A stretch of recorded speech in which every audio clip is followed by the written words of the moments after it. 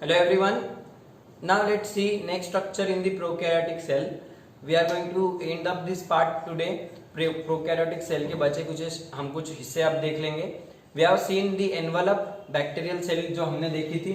In that we have studied the cell envelope made up of glycocalyx, cell wall and plasma membrane. We have also studied the internal, that is this crystallocolloidal material, ground substance of the cell containing inorganic, organic material, that is your cytoplasm.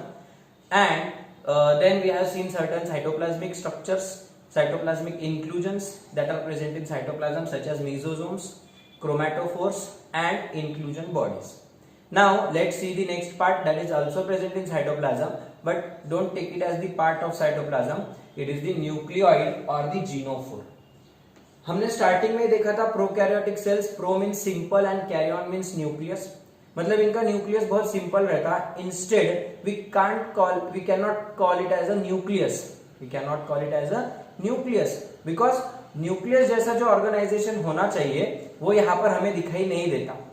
यहाँ पर हमें क्या दिखाई देता है bacteria में? In a typical bacterial cell, again the same diagram. This is your double triple layered cell envelope and here is your cytoplasm. Here what you find, instead of simple DNA you find a DNA which is double stranded. You have seen this DNA in your school time. Text book में आपने देखा होगा ये DNA रहता है ऐसा कुछ.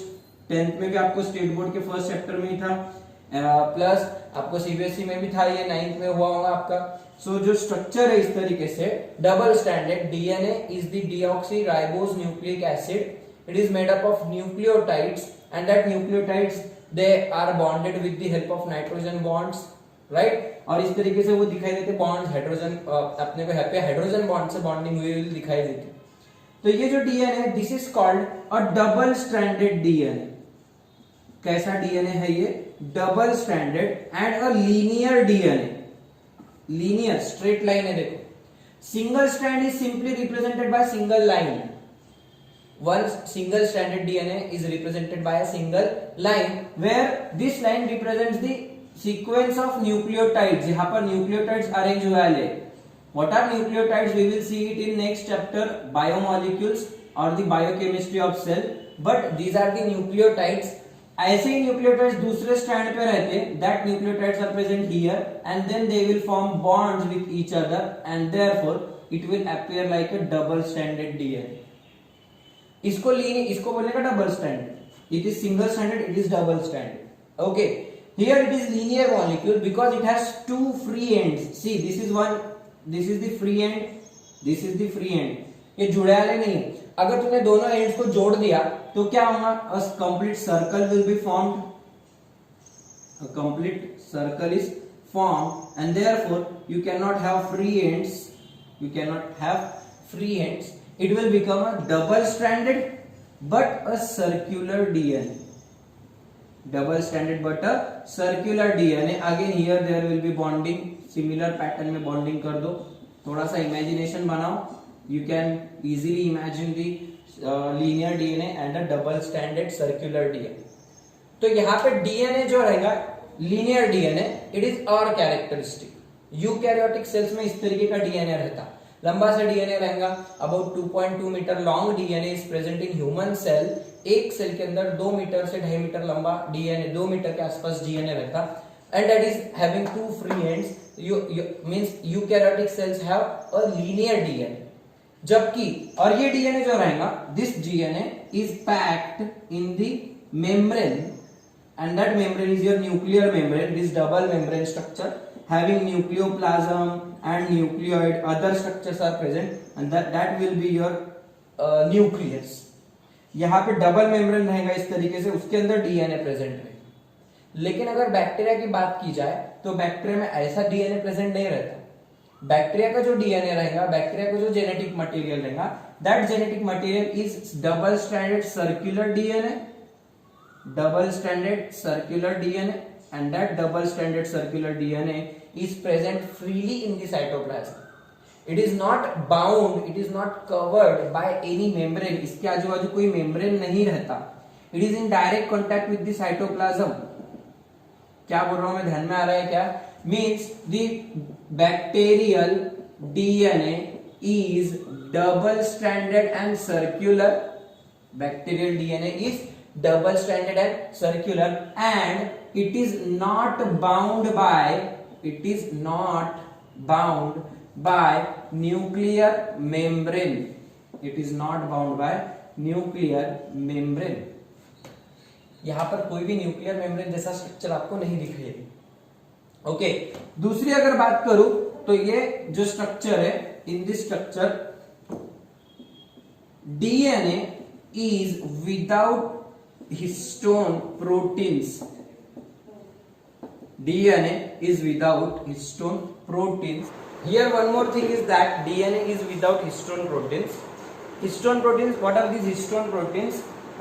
These are the proteins that are involved in the packaging of DNA, coiling of DNA. अब DNA देखे अपन ने, just like in human being DNA 2 metre लंबा DNA है, मतलब लगभग 6-6.5 फुट का DNA, लेकिन सेल तो इतनी माइक्रोस्कोपिक है, उसमें न्यूक्लियस बहुत छोटा स्ट्रक्चर है। तो इमेजिन करो इतनी छोटी सेल में, इतने छोटे से न्यूक्लियस में इतना 2 मीटर का डीएनए कैसे बैठा लाऊंगा? ऑब्वियसली उसको कॉइल करके रखना पड़ेगा। अच्छा, डीएनए को कॉइलिंग करना मतलब अपने क्या करना है, ये जो केमिकल है इनको कॉइल करके रखना है। तो इसके लिए फिर कुछ केमिकल प्रोटीन्स हेल्प करते हैं। That proteins help in packaging of DNA in a particular manner. We will study that packaging method. You have seen the nucleosome model in your 10th I think. तो वहां पर जो nucleosome model है कैसे तैयार होता है वो 10th का तुम्हारे को डिटेल में अपने को 12th में देखना है। तो histone proteins play important role in the coiling of DNA and packaging of DNA. But यहाँ पर हिस्टोन प्रोटीन्स एब्सेंट रहते हैं। This is a major difference. Bacterial cell lack histone proteins, instead certain non histone proteins are present here. इसमें भी कौन से proteins present है? Non histone proteins they are present. Non-histone proteins are present. Non-histone proteins such as polyamines, यहाँ पर कौन से proteins है? Polyamines. These are the proteins that play important role in coiling of this DNA. Bacteria में histone proteins नहीं है, non histone proteins है। उसमें भी कौन से प्रोटीन्स है? Mainly polyamines that play important role in coiling of the bacterial DNA. Okay, इससे क्या था, बैक्टीरिया का डीएनए एक जगह पे कॉइल्ड होकर रहता, अदरवाइज वो पूरा फैल जाएगा ना, पूरे के पूरे साइटोप्लाज्म में कहीं फैल जाएगा, टूट फूट जाएगा। सो उसको कॉइल करके रखा हुआ रहता है। So that is with the help of non histone proteins such as polyamine. इसमें आरएनए भी रहता, RNA also play important role in coiling. So DNA, RNA, polyamine से सब मिलकर कॉइलिंग करके डीएनए को पैक करके। इतना होने के बाद भी अपन इसको क्रोमैटिन मटेरियल वर्ड यूज नहीं करेंगे। क्रोमैटिन मटेरियल हिस्टोन प्रोटीन्स रहने के बाद ही वर्ड यूज करते हैं। We will use that word for eukaryotic cells. Prokaryotes में it is not called chromatin material. Nucleus is also not called nucleus. Nucleus को अपन न्यूक्लियोइड बोलते हैं, also known as genophore, because it is the body that, phore मतलब body, that consist of genetic material. Geno मतलब genetic material.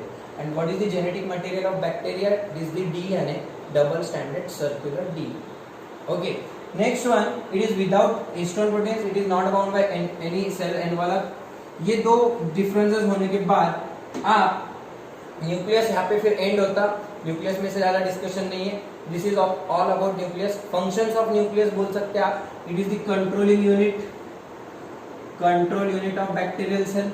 It controls metabolic activities because it is the part that is involved in the that has DNA, and DNA regulates the metabolic activity. It is involved in the inheritance of genetic characters, inheritance of characters from one generation to next generation. Bacteria के जब division होगा at the time of cell division by budding or by fission, binary fission, multiple fission, जो भी होगा, so that time bacteria will divide and it will produce 2 daughter cells. And DNA is distributed, and the daughter cells will have same characters as that of the parental bacteria due to presence of this DNA. DNA में से ही तो अपने character जाते हैं अपनी अगली generation को, you know that. So इस तरीके से these are the functions of nucleus. Okay, nucleoid के बाद में आपका अगला स्ट्रक्चर है your ribosomes. What are ribosomes? So ribosomes में देखो 2 शब्द है। वापस से वर्ड को ब्रेक करना है तुमको। मैंने कहा था बायोलॉजी में अगर आप वर्ड्स को ब्रेक करेंगे तो मीनिंग याद रह पाएंगे। तो इसमें 2 वर्ड्स है देखो, राइबो और सोमा। तो राइबो मतलब आरएनए, ठीक है। सोमा मतलब बॉडी, राइबो मतलब आरएनए और सोमा मतलब body. So what is ribosome? It is a body made up of RNA and proteins. It is made up of RNA and proteins. Ribosome is made up of RNA and proteins. It is just like a small particle, a granule-like structure. एकदम छोटा सा, बस RNA जुड़ जाते हैं, उसके आजू बाजू प्रोटीन्स आ जाते हैं और एक लड्डू जैसा स्ट्रक्चर तैयार हो जाता है। Plus it is also not covered by any membrane, बिना किसी मेम्ब्रेन का रहता है ये भी। तो RNA आ जाएंगे, उसके आजू बाजू प्रोटीन्स आ जाएंगे and it will become a small dense structure, dense particle, granule like structure. So that granule is known as ribosome. Bacterial cell में अगर उसको देखने गए तो डायग्राम में भी देख लो आप। Again the 3 layers, the cytoplasm, mesosomes, okay, then your inclusion bodies, chromatophore, and here your DNA, okay। और यहाँ पे पड़े रहते राइबोसोम्स, इस तरीके से डार्कली स्टेनिंग स्ट्रक्चर्स रहते। These are densely staining granular particles found freely in cytoplasm. These are the ribosomes. Okay, these are made up of your ribose means RNA, ribonucleic acid and proteins. उसमें RNA रहता है, protein से। Okay, ribosomes are of 70s type in prokaryotic cell. Ribosomes are of 70s type in prokaryotic cell. They are of 80s in eukaryotic cell. This is a differentiating point here. Ribosomes 70s type के रहते हैं bacteria के, और अपने ribosomes 80s type. अब क्या रहता है ये एस वगैरह, ये थोड़ा सा समझ के लेते हैं। वैसे तो अपने को राइबोसोम्स के डिस्कशन में फिर से आएगा, but S stands for Svedberg unit. Svedberg unit, S stands for Svedberg unit. It is the unit that measures the sedimentation rate, कि वो सेडिमेंट कितने, सेडिमेंट होना मतलब नीचे बैठना, फॉल डाउन हो जाना कोई लिक्विड में। फॉर एग्जांपल अगर तुमने मिट्टी वगैरह डाले तो जो पार्टिकल्स रहेंगे थोड़ी देर के बाद सेडिमेंटेशन हो जाएगा और मिट्टी नीचे जाके बढ़ेगी, राइट। तो जब अपन सेल्स जो रहते, सेल्स को जब तुम जमा करते पानी के अंदर, जैसे कि फॉर एग्जांपल बैक्टीरियल सेल का अगर अपने पास एक सैंपल है, वाटर में कितने बैक्टीरिया है, वो बैक्टीरिया की सेल को क्या करे तुमने, अगर पानी में लिए और टेस्ट ट्यूब्स में डाले, 2 टेस्ट ट्यूब्स में, and that test tubes are if placed in centrifuge machine, centrifuge machine में रखे और उसको रोटेट करे, तो सेंट्रीफ्यूगी मशीन क्या रहती, उसमें एक हैंडल रहता, बीच में एक्सिस रहता और उसको एक रॉड लगा देती, रॉड को इधर से एक और इधर से एक टेस्ट ट्यूब होल्डर रहता, इसमें टेस्ट ट्यूब डाल दो और उसको फिर मोटर लगा लेके नीचे, वो मोटर से क्या होता, रॉड घूमता, तो पूरा फिर ये टेस्ट ट्यूब दोनों घूमेंगे इस तरीके से। ओके, जब टेस्ट ट्यूब घूमेंगे तो ऐसे खड़े हो जाएंगे, बाहर की तरफ फेंके जाएंगे ड्यू टू सेंट्रीफ्यूगल फोर्स, और उससे क्या होगा, बैक्टीरिया एक एंड पे, टेस्ट ट्यूब के एंड पे नीचे जाके जमा हो जाएंगे, बैक्टीरिया नीचे टेस्ट ट्यूब के एंड पर जाकर जमा हो जाएंगे। उन बैक्टीरिया में फिर क्या होगा, जो बैक्टीरिया हेवी रहेंगे वो सबसे नीचे, लाइट वेट के बैक्टीरिया थोड़े ऊपर, ऐसा वो जो रहेगा व्हाटएवर विधि ऑब्जर्वेशन जाने दो, लेकिन उसमें जो हो रहा तो बैक्टीरिया नीचे जाके बैठे, मतलब बैक्टीरिया का सेडिमेंटेशन हो रहा।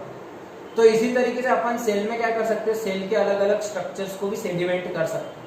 तो उसकी एक स्पीड रहती है कि कौन सी स्पीड पे कौन सा स्ट्रक्चर सेडिमेंट होगा, ओके, कितने रोटेशंस करने के बाद कौन सा स्ट्रक्चर सेडिमेंटेशन होगा। तो वैसे एक फॉर एग्जांपल 70 की स्पीड पे ये वाले राइबोसोम्स सेडिमेंट होते, तो इसके लिए उनको 70s टाइप ऑफ राइबोसोम्स होते। वैसे 80 की स्पीड पे होने वाले 80s, 50 की स्पीड पे होने वाले 50s, मीन्स कितनी स्पीड पे कितने सेडिमेंटेशन रेट क्या है उनका, उस हिसाब से उनके टाइप बनते। तो नहीं भी हुआ ज्यादा तो टेंशन मतलब we will see it in ribosomes, but in bacteria ribosomes are of 70s type, in eukaryotes ribosomes are of 80s type. अब ये क्या रहता है राइबोसोम में, 2 थे। It is made up of 2 sub units, 50s and 30s। 50s का एक larger सब यूनिट रहता, इसमें आरएनए और प्रोटीन्स लेंगे, आरएनए प्रोटीन्स, और 30s नाम का एक छोटा सा सब यूनिट रहता, इसमें भी आरएनए प्रोटीन्स रहते, इसमें प्रोटीन अलग रहेंगे, आरएनए अलग रहेंगे, इसमें प्रोटीन आरएनए अलग अलग। ओके, नंबर ऑफ प्रोटीन्स कम ज्यादा रहेंगे, कितने रहेंगे क्या रहेंगे बाद में देखते हैं अपन। ओके, तो 50s और 30s टाइप के दो सब यूनिट्स हैं। ये दोनों सब यूनिट्स जब ज्वाइन हो जाएंगे तो दैट विल बिकम योर, इनको ज्वाइन कर दो, it will become your 70s type of ribosome.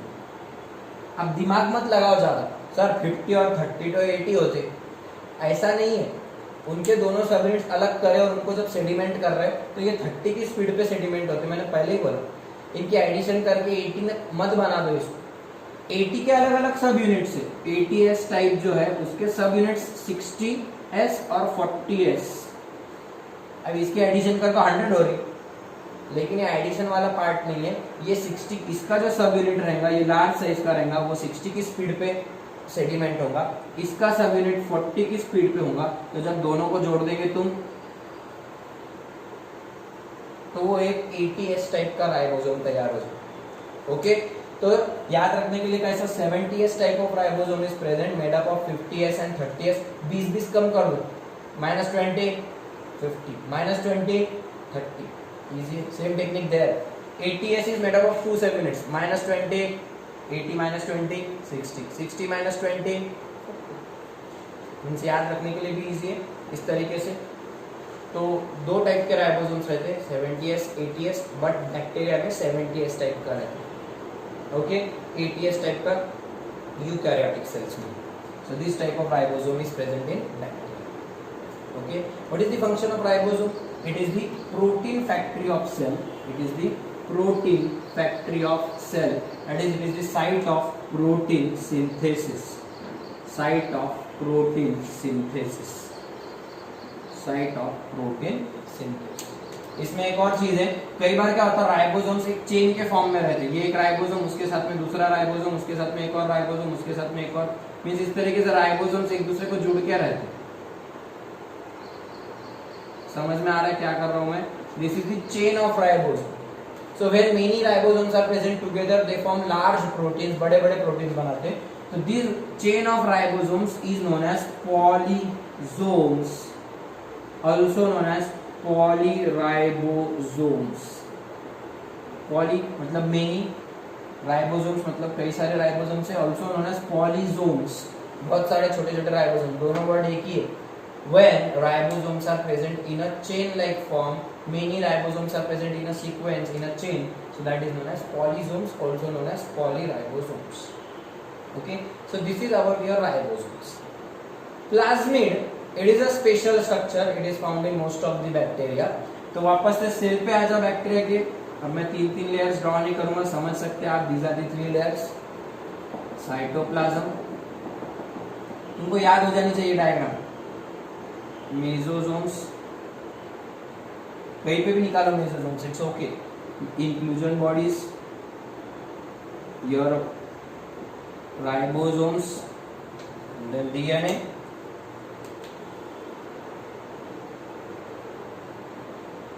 इसको इस तरीके से डबल स्टैंडर्ड सर्कुलर निकालो।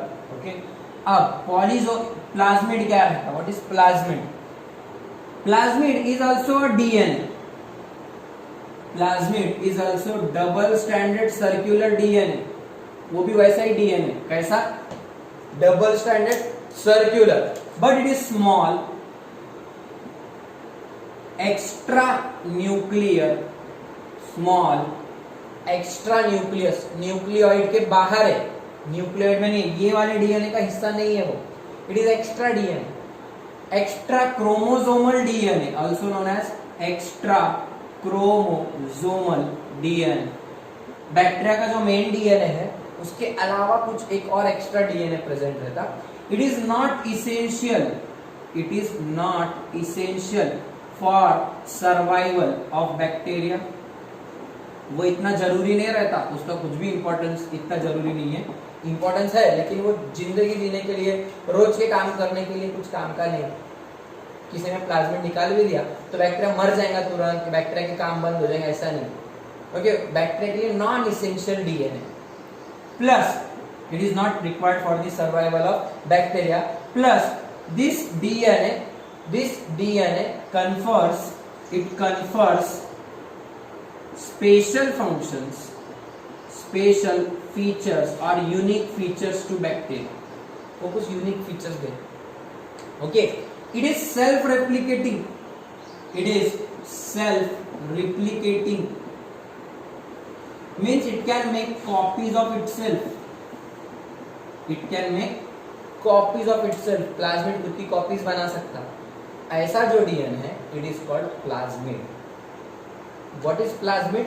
Plasmid is a double stranded, it is a small double stranded circular extra chromosomal or extra nuclear DNA which is self replicating but it is not essential for the life of bacteria. It is a small double stranded circular extra nuclear DNA which is not actually essential for the life of bacteria. This DNA which confers certain special features to bacteria, it is called plasmid. मतलब उसके सब features ध्यान में आ रहे थे। क्या रहता है प्लाज्मिड? डबल स्टैंडर्ड सर्कुलर होता है। आपको एमसीक्यू पूछेंगे plasmid is dash dash, single standard circular, double standard circular, single standard linear, double standard linear. तो ऑप्शन में क्या आंसर क्या रहेगा? Plasmid is a double standard circular DNA, not essential for the life of bacteria. It is small and extra chromosomal और extra nuclear DNA which is not essential for bacteria but confers certain special features. Whether it can make its copies? Yes, it can make its copies. It can replicate. It can produce multiple plasmids और plasmids तैयार हो जाएंगे। जब bacteria की division होंगी तो plasmid की भी डिवीजन होंगी और डॉटर्स में प्लाज्मिड भी देंगे कुछ तो। Okay, its number are different, it may vary from species to species. किसी में एक प्लाज्मिड पर सेल रहता है, किसी में दो प्लाज्मिड, किसी में मल्टीपल प्लाज्मिड्स हो सकते हैं। So the number of plasmid is not necessarily fixed in each bacteria. Its number will vary from species to species. Okay. Then what are the special features that it confers? The three special features that you have to remember forever. That three are antibiotic resistance,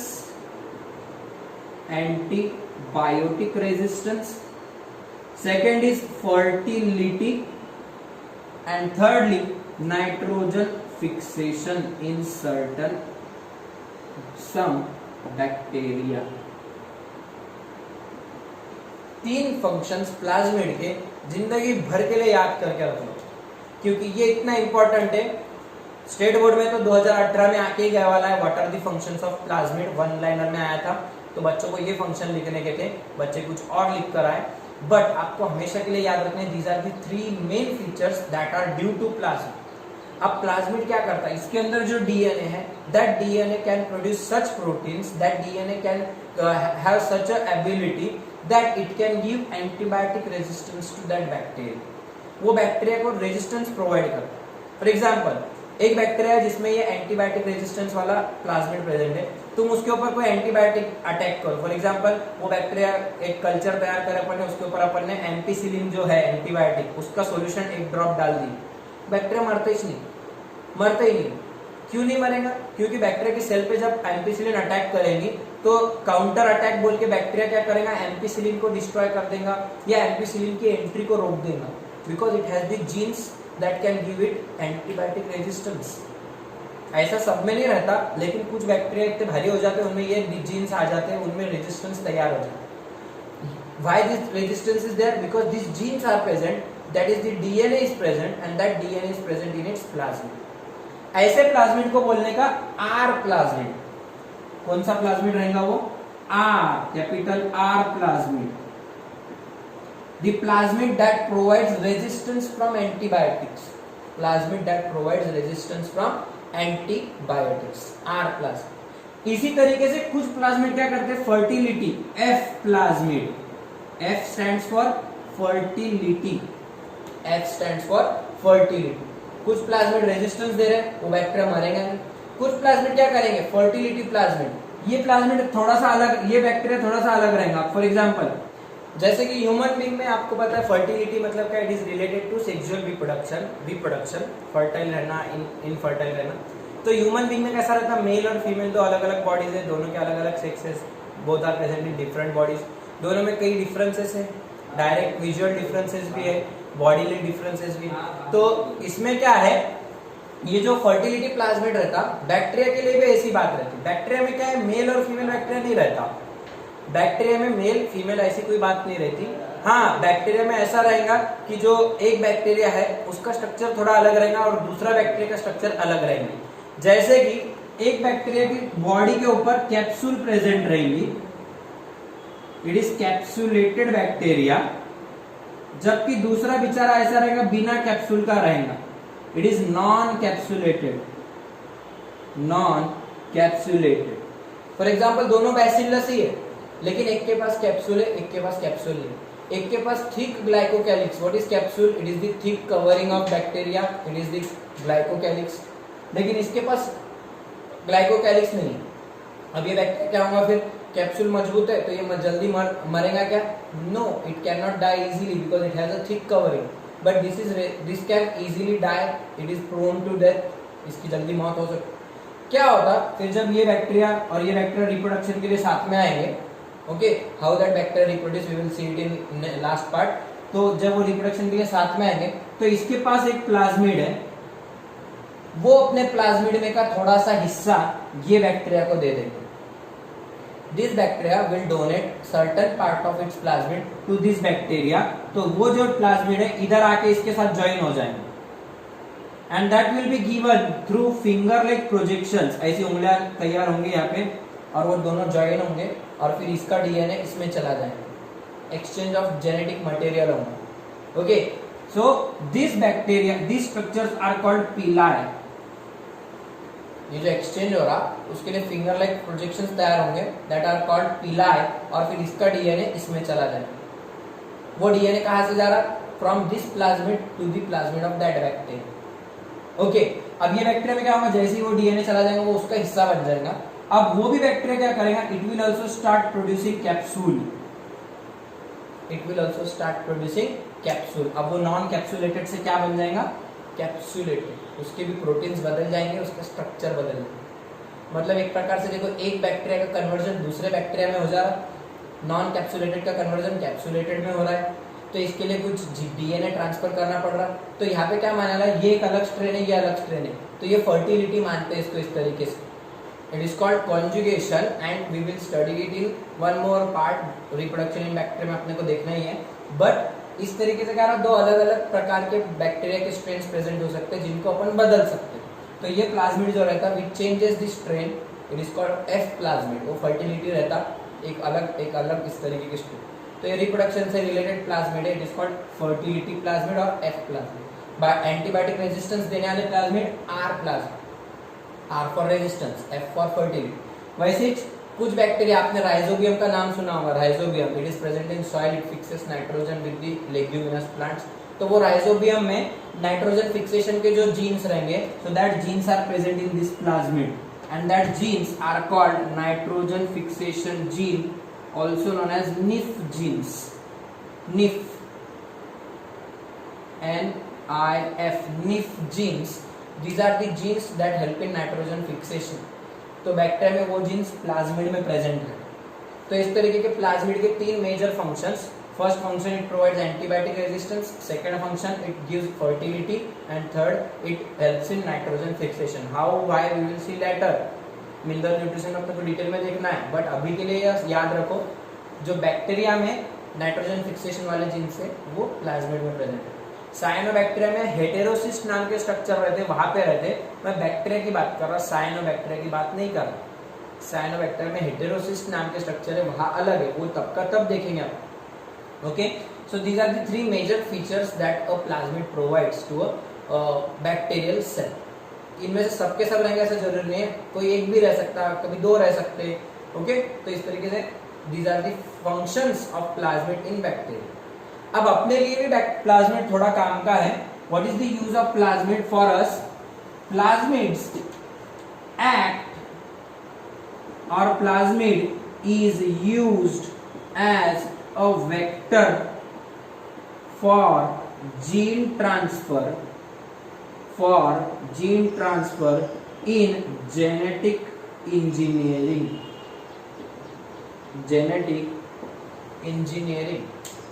Plasmid is used as a vector for gene transfer. अब अभी थोड़ी देर पहले मैंने बताया एक का DNA दूसरे में जाता और ये प्लाज्मिड उसको एक्सेप्ट कर लेता। तो अगर आपको बैक्टीरिया की जेनेटिक इंजीनियरिंग करने की, बैक्टीरिया को बदलने का, तो उसमें दूसरा डीएनए अपन डाल सकते हैं, लेकिन वो डायरेक्टली नहीं डालने का, उसको पहले प्लाज्मिड में जोड़ो, एक बैक्टीरिया का प्लाज्मिड निकालो, प्लाज्मिड के साथ वो डीएनए जोड़ दो, अब वो डीएनए ये बैक्टीरिया में डालो, फिर ये बैक्टीरिया बदल जाएंगे। अपने को ये भी 12th में देखने का, जेनेटिक इंजीनियरिंग पूरा सा, यहाँ पे अपन डीएनए की इंजीनियरिंग कर रहे हैं, डीएनए बदल दे रहे हैं, तो इसको बोलते हैं जेनेटिक इंजीनियरिंग। तो इस तरीके की जेनेटिक इंजीनियरिंग करने के लिए तुम प्लाज्मिड को यूज कर सकते हो। It is carrying that DNA, carry करने वाले को वेक्टर बोलते हैं, जो एक चीज को दूसरी चीज में कैरी करता है वो vector. So here plasmid is carrying the DNA, hence it is called, it is for our, it is the application of plasmid for us, that it is used as a vector for gene transfer in genetic engineering. तो इस तरीके से plasmid यहाँ पे खत्म होता, plasmid का पूरा डिस्कशन यहाँ पे फिनिश होता है। एमसीक्यू के लिए बहुत इंपॉर्टेंट पार्ट है plasmid, double standard, circular, extra nuclear, not essential for bacteria but self replicating, it can make copies of itself, it has some special features that it provides resistance against antibiotics, R plasmid, fertility, F plasmid, and nitrogen fixation. NIF genes are present in some bacteria. Heterocyst contain NIF genes in cyanobacteria, and the use for us, application for us, this is the use for bacteria, this is the application for ourselves, that they can be used as the vector for gene transfer in genetic engineering. Okay, so these are the structures that are present in the bacterial cell. Nuclide देखे अपन ने, ribosome देख लिए और plasmid देख लिए, मतलब cell के अंदर के पूरे स्ट्रक्चर्स हो गए। इसके अलावा cell bound, membrane bound cell organelles are absent, we have already discussed that part. What are the extracellular features? We will see them in our next lecture.